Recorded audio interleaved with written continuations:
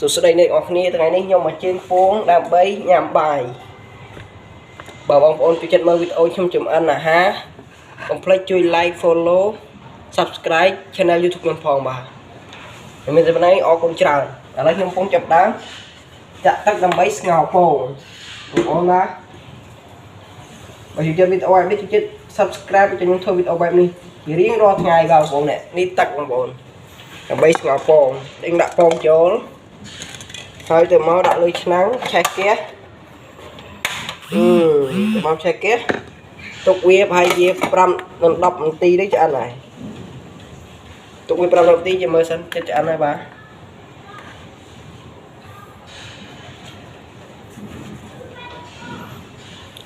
កុំភ្លេចជួយ follow ខ្ញុំ subscribe channel YouTube ខ្ញុំផងបងប្អូនបាទខ្ញុំកំពុងជៀនពងបាទនេះពងទីទៅទិញមាញ់ពីគ្រឿបបងប្អូនចេះមានឆ្អិនហើយបើមិនចេះឆ្អិនទេមើលខ្ញុំទៅបងប្អូនបាទនេះផ្ទះបាយរបស់ខ្ញុំបាទនេះគឺជាផ្ទះបាយនេះបាយដើមយកមាញ់តែមិនហូបនេះកន្លែងដាក់អង្គនេះផ្ទុកទឹកនឹងចិត្តហ្នឹងបាទទៅមើលកន្លែងញ៉ាំបាយខ្ញុំបាទនេះផ្ទះបាយនេះកន្លែងញ៉ាំបាយបងប្អូនហើយនេះកន្លែងញ៉ាំបាយរបស់ខ្ញុំបាទនេះកន្លែងហាកៅអៅរបស់ខ្ញុំអូជ្រុះរ៉ូឌីព្រៀងក្អៅ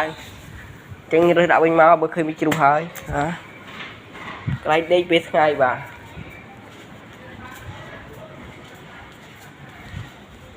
នេះ